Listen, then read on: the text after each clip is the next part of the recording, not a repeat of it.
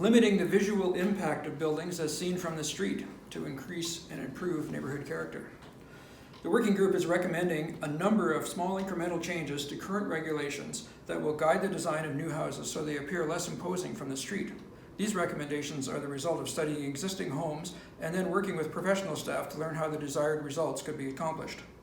In architecture, articulation refers to the fragmentation of form and surface in order to break large and uninteresting or oppressive mass into more human-sized components. For example, a large flat facade or a wall could be articulated with the use of indents and shadows, and it will make it more friendly looking to bypassers. The current regulations regarding highest building face are intended to require articulation, and we're proposing some refinements to those existing regulations to make better use of this architectural detailing.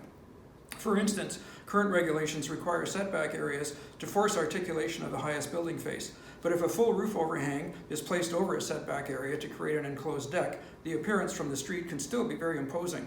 So we're recommending that these overhangs be limited to a maximum of 4 feet, or else the deck space that's covered should be included in the FAR. There's an existing rule that 1/3 of setback requirements can be excluded in order to emphasize the articulation and to provide some design freedom to the architects. But this loses its effectiveness if the 1/3 is broken up into smaller chunks, which is currently allowed.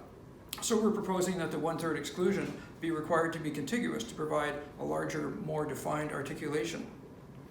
And West Vancouver is primarily situated on a mountain, as we know, and many lots have a very high side and a low side.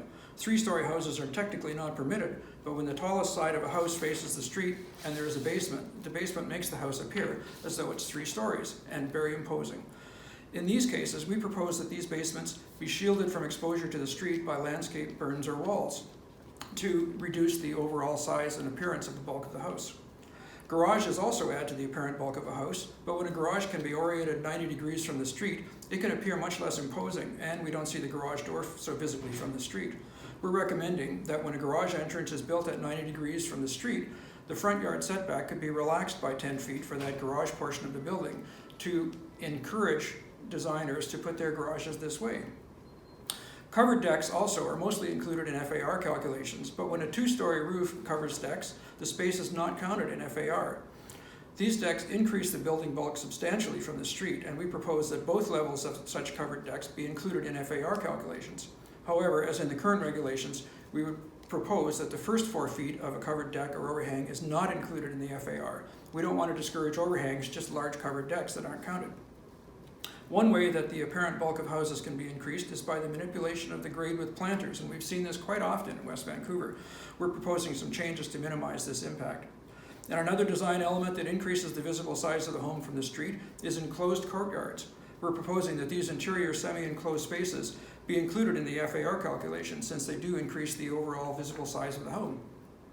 Similarly, exterior privacy walls on decks can sometimes create what is effectively an enclosed space or looks to be one from the street, and can cause a building to appear much larger. These enclosed spaces are not counted at the moment, and we believe that they should be included in FAR calculations. Unarticulated walls, walls with no detail facing the street, are only partially regulated in current regulations, and we recommend rules be developed so that large, plain, unarticulated walls that face their neighbors or face the street should be limited in size.